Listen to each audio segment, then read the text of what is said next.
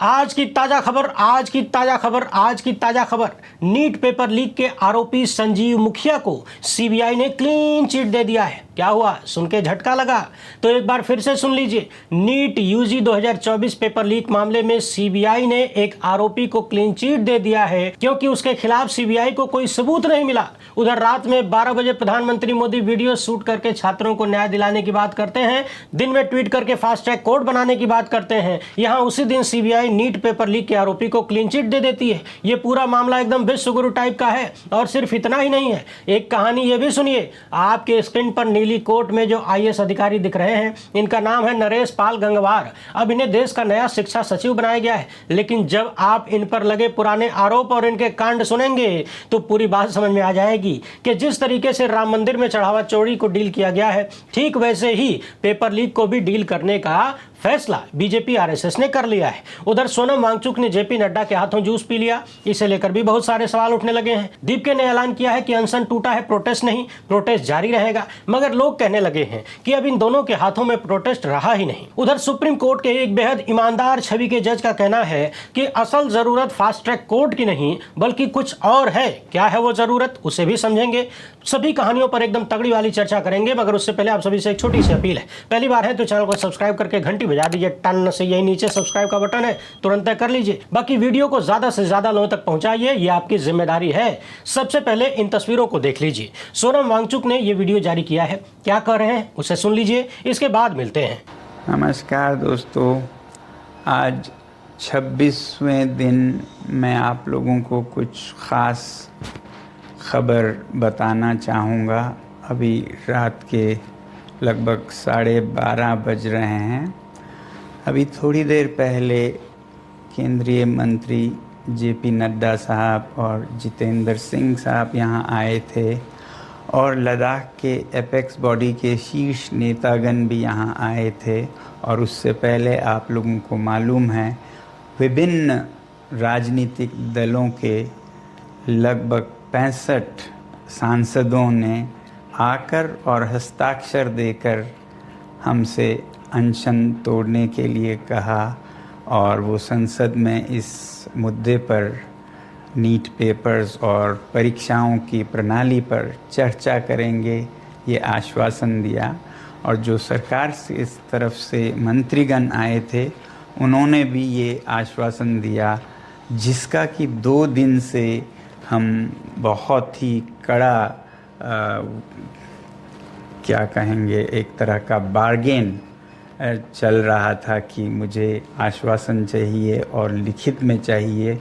और इसमें 2 दिन लगे और मुझे इसलिए अनशन पर 2 दिन और बैठना पड़ा, और ज़्यादा भी बैठ जाता तो आखिर में आज उन्होंने लिखकर आश्वासन दिया है। Statement from the government side, government is positive on not registering cases against those protesting peacefully at Jantar Mantar in Delhi and those participating in the march to the parliament on July 20, 2026. The government has already assured threadbare discussions to find solutions to paper leaks and educational reforms for exams in the parliament. Besides, the government is also positively considering suitable compensations for the suicide victims of recent NEET paper leaks. ये हमारे side से। Thank you.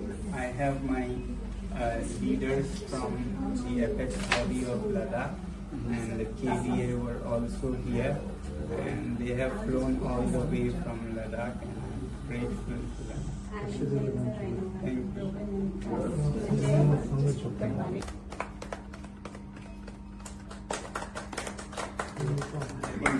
It will be visible one by one. Thank you, sir. Thank you. After 26 days, this tastes very good, but hunger doesn't taste bad either. तो कुल मिलाकर सोनम वांगचुक का कहना है कि सरकार की तरफ से आश्वासन मिला है कि छात्रों के खिलाफ कोई कार्यवाही नहीं होगी। विपक्ष के तमाम सांसदों और देश भर के लोगों ने अपील किया कि हम अनशन तोड़ दें। सरकार के लोगों ने भी कहा कि अनशन तोड़ दीजिए, तो हमने तोड़ दिया। मगर आपने देखा होगा वीडियो के बीच में एक डॉक्यूमेंट जिसे जेपी नड्डा हॉस्पिटल के भीतर पढ़ के सुना रहे थे, उसमें लिखा है कि शांतिपूर्ण प्रदर्शन करने वालों के खिलाफ कोई कार्रवाई नहीं होगी। मगर सवाल तो यह है कि सरकार किसे शांतिपूर्ण मानेगी और किसे नहीं मानेगी, ये फैसला तो सरकार को ही करना है। बाकी वर्तमान सत्ता ऐसे मामलों में कितनी ईमानदार है ये तो आप सबको पता ही है। 5-5, 6-6 साल लोगों को जेलों में बंद करके रखा जाता है, ट्रायल शुरू नहीं होता, कहा जाता है कि सरकार के पास उनके खिलाफ कोई सबूत नहीं है, झूठे उठा के जेल में रखा है इसलिए ट्रायल नहीं शुरू करवाते हैं। तो आप समझिए कि ऐसे आश्वासन की हकीकत क्या हो सकती है। सवाल उठने लगा है कि सोनम वांगचुक ने क्या इस शब्द पर ध्यान नहीं दिया? क्या उनके साथ जो इस सत्ता ने किया है वो भी भूल गए? उन पर भी तो एनएसए लगाया गया था, यूं ही लगा दिया गया था बिना सबूत के, और फिर बाद में हटाना भी पड़ा, इसी सरकार ने हटाया। हालांकि ये बात बहुत अच्छी है कि उन्होंने अनशन तोड़ दिया, सबको उनकी जान की चिंता है, होनी भी चाहिए, मगर जिस तरह से तोड़ा गया उसको लेकर सवाल पैदा हो रहे हैं। लोग ये भी कह रहे हैं कि जूस पीना ही था तो जेपी नड्डा और भाजपा नेताओं के हाथों क्यों? आखिर कौन सी ऐसी डिमांड मान ली गई जो आप इतने खुश हो गए?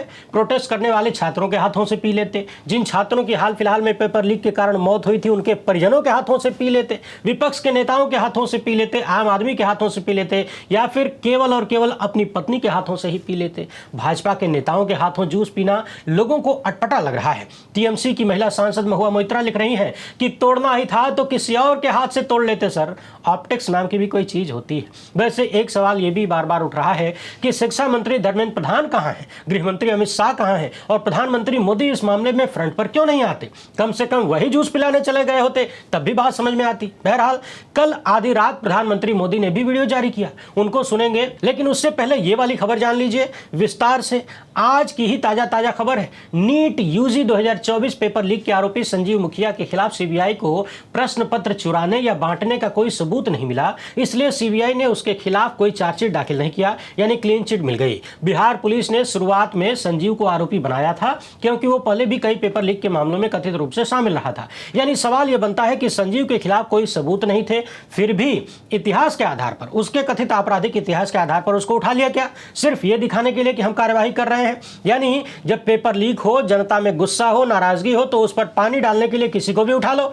5 मई 2024 को पटना पुलिस ने नीट परीक्षा में गड़बड़ी को पकड़ा था और फिर लगभग 1.5 महीने बाद यह केस सीबीआई को सौंप दिया गया। सीबीआई का दावा है कि उसने पेपर चोरी करने वाले और अन्य कांड करने वाले लोगों को पहचान कर लिया है। अब सवाल ये उठने लगा है कि 2024 का मामला है, 2 साल बाद भी सीबीआई को इस मामले में एक आरोपी के खिलाफ कुछ भी नहीं मिला। क्या इसी से इनकी नॉन सीरियसनेस का पता नहीं चलता? सवाल है कि क्या सीबीआई जांच फलाना ढिमकाना जांच सिर्फ और सिर्फ दिखावे के लिए किया जाता है? किसी को भी गिरफ्तार कर लो, कार्रवाई हो रही है, दिखा दो, इसके बाद सब ठंडे बस्ते में। आधी रात को प्रधानमंत्री ने वीडियो जारी करके क्या कहा है, जरा उनको सुनिए। इसके बाद उनकी बातों का पोस्टमार्टम करते हैं और देखेंगे कि किस धुरंधर आईएएस अधिकारी को इन्होंने आपके बच्चों का भविष्य सौंपने का फैसला किया है। फ्रेंड्स,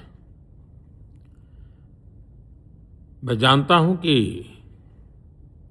पेपर लीक ये कोई मामूली विषय नहीं है। लाखों विद्यार्थी और उनके अभिभावकों के लिए बहुत ही पीड़ादायक है और इसलिए पेपर लीक घटना से अब तक पिछले 2.5 महीनों में अनेक विध कदम उठाए गए, गुनहगारों को पकड़ा गया है, वे जेल में पड़े हैं। हमारा सबसे महत्वपूर्ण जिम्मा था कि विद्यार्थियों का 1 वर्ष बर्बाद न हो।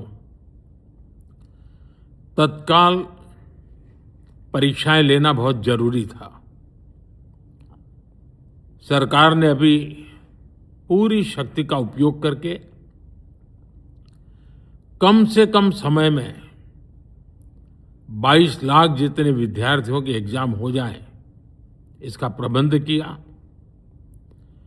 और अभी 5-6 दिन पहले 19 तारीख को रिजल्ट भी आ गया और देश भर में उत्तीर्ण हो गए विद्यार्थियों की खुशियों की खबरें भी आ रही हैं। लेकिन हम वहां पर संतोष मानने वाले लोगों में से नहीं है और इसलिए मैंने आज फास्ट ट्रैक कोर्ट के लिए विभागों को निर्देश दिए थे। आज विभागों ने लगातार मेहनत करके देर रात मुझे मुसद्दा भी दे दिया। फास्ट ट्रैक कोर्ट और कठोर सजा के प्रावधान के साथ का ये मुसद्दा कल कैबिनेट में चर्चा होगी। कैबिनेट के साथियों के सुझाव के बाद उसका अंतिम रूप दिया जाएगा और सोमवार से संसद का दूसरा सप्ताह शुरू हो रहा है, तब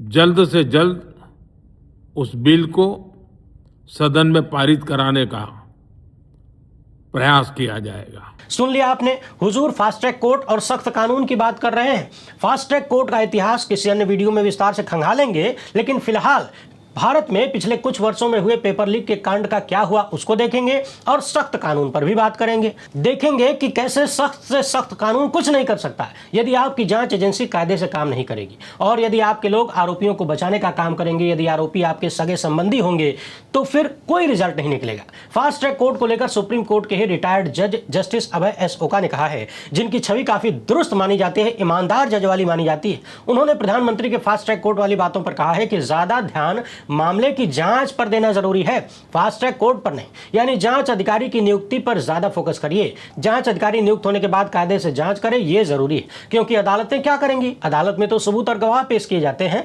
यदि जांच अधिकारी आरोपियों को बचाने लगे, उसको सबूत ही न मिले या फिर सबूतों को नष्ट कर दे, गवाह तोड़ लिए जाएं और जांच अधिकारी जानबूझकर आरोपियों को बचाने का प्रयास करे, चाहे सत्ता के इशारे पर या फिर खुद की मर्जी से कुछ लेन देन करके, तो फिर फास्ट ट्रैक कोर्ट कर क्या सकती है? अभी हमने आपको खबर बताया कि सीबीआई ने नीट 2024 के मामले में एक आरोपी को क्लीन चिट दे दिया क्योंकि सबूतवा नहीं था। यही बात सुप्रीम कोर्ट के जज भी कह रहे हैं कि सही जांच अधिकारी नियुक्त करना चाहिए। ऐसे मामलों में कभी भी सीधे सबूत या चश्मदीद गवाह नहीं होते, इसलिए बहुत ही समझदार और काबिल जांच अधिकारी की जरूरत है। इस अपराध के नेचर को देखते हुए इन्वेस्टिगेशन अफसर को फोरेंसिक और दूसरे एक्सपर्ट्स के साथ मिलकर काम करना चाहिए, फोन कॉल को ट्रेस करना चाहिए। यानी कुल मिलाकर इनका कहना है कि फास्ट ट्रैक कोर्ट का मामला तो बाद में आता है, और वो फास्ट ट्रैक कोर्ट हो चाहे नॉर्मल कोर्ट हो, उसकी जरूरत बाद में आती है। पहले तो जांच अधिकारी का काम महत्वपूर्ण है। जांच अधिकारी जैसी जांच करेगा उसी आधार पर अदालतें फैसला करेंगी, सजा देंगी या फिर बरी करेंगी।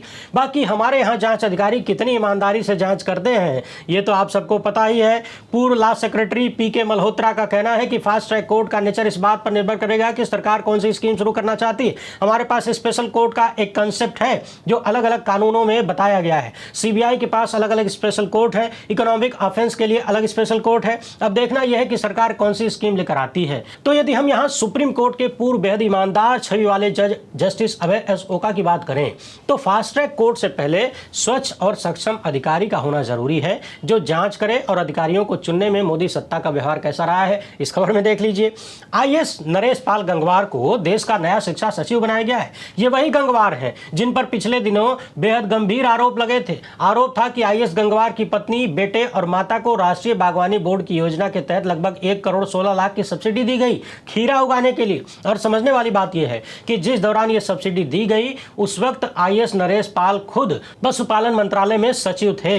यानी सचिव रहते हुए इनके परिवार में पत्नी, बेटा और माता को 1 करोड़ 16 लाख की सब्सिडी मिली। आप लोग जरा पता लगाइए कि सामान्य व्यक्ति जब इस तरह की सब्सिडी के लिए डिमांड करता है तो कितनों को मिल जाती है। इतना ही नहीं, इस तरह की सब्सिडी केंद्रीय मंत्री भागीरथ चौधरी को भी मिली। यानी ऐसा लगता है कि मंत्री जी ने कहा होगा कि हमको सब्सिडी दे दो, तो अधिकारी ने कहा होगा कि अच्छा आप लेंगे तो हम नहीं लेंगे। फिर बातचीत हुई होगी कि देखिए कद्दू कटेगा तो सब में बटेगा, कुछ आप खाइए कुछ हम खाएं। अब लोग सवाल उठा रहे हैं कि जिन्होंने कथित रूप से डेयरी मंत्रालय में रहते हुए अपने परिवार को सब्सिडी का लाभ पहुंचाया, वो शिक्षा मंत्रालय में रहते हुए क्या अपनों को लाभ नहीं पहुंचा सकते हैं? वो लाभ किसी भी तरह का हो सकता है। सवाल ये भी है कि क्या मोदी सत्ता को इतने बड़े देश में साफ छवि वाले अधिकारी नहीं मिलते? आखिर बार बार बड़ी जिम्मेदारी पर ऐसे लोगों को क्यों बिठाया जाता है जिन पर पर पहले से ही किसी तरह के आरोप लगे हों, भ्रष्ट होने या अनैतिक होने के आरोप लगे हों, जिनके दाल में पहले से ही कुछ काला नजर आता हो। आप याद करिए, हाल ही में जब राम मंदिर में चढ़ावा चोरी का मामला आया, यूपी सरकार ने जो एसआईटी बनाई,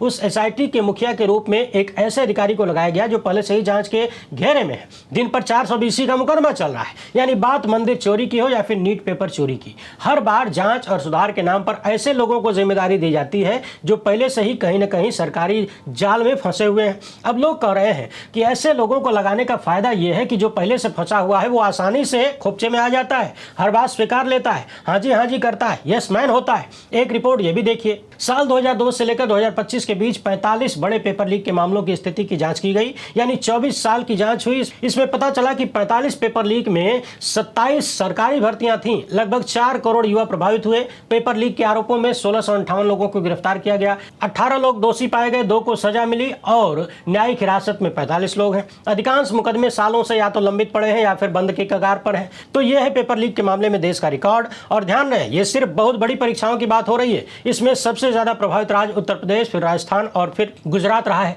समझने वाली बात यह है कि यदि जांच अधिकारी कायदे से काम नहीं करेंगे, उन्हें कायदे से काम करने की सुविधा नहीं मिलेगी, आजादी नहीं मिलेगी, तो कोर्ट कर क्या लेगी? कोर्ट खुद से जांच तो करेगी नहीं। प्रधानमंत्री के आधी रात वाली वीडियो पर दिल्ली के मुख्यमंत्री क्या कह रहे हैं, जरा उनको भी सुन लीजिए। कल रात को 12 बजे प्रधानमंत्री जी ने एक वीडियो जारी करके पूरे देश को कहा कि पेपर लीक मामलों के लिए फास्ट ट्रैक कोर्ट बनाने के लिए सोमवार को संसद में एक कानून लाया जाएगा। प्रधानमंत्री जी का ये आश्वासन कितना खोखला और कितना झूठा है, ये कल ही साबित हो गया। 2024 में नीट का पेपर लीक हुआ था। उस वक्त इन्होंने कहा कि संजीव मुखिया नाम का एक आदमी इसका मास्टरमाइंड है। सरकार ने खूब तामझाम के साथ उसको गिरफ्तार किया।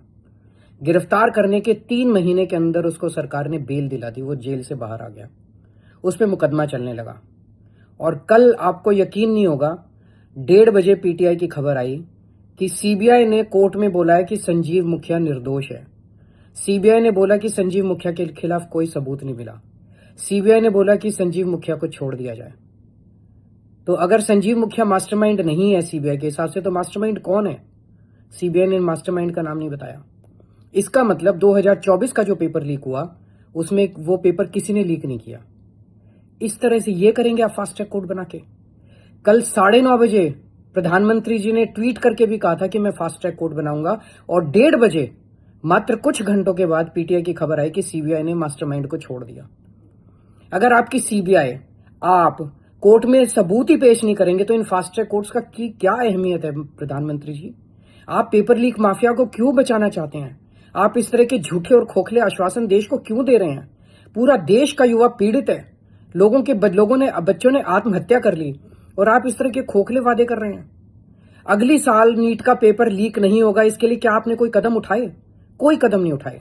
इस बार पेपर लीक हुआ, कई बच्चों ने आत्महत्या की, अगली बार पेपर फिर लीक होगा, और आप फास्ट ट्रैक कोर्ट बनाते घूम रहे हैं। इन फास्ट ट्रैक कोर्ट का से क्या होगा?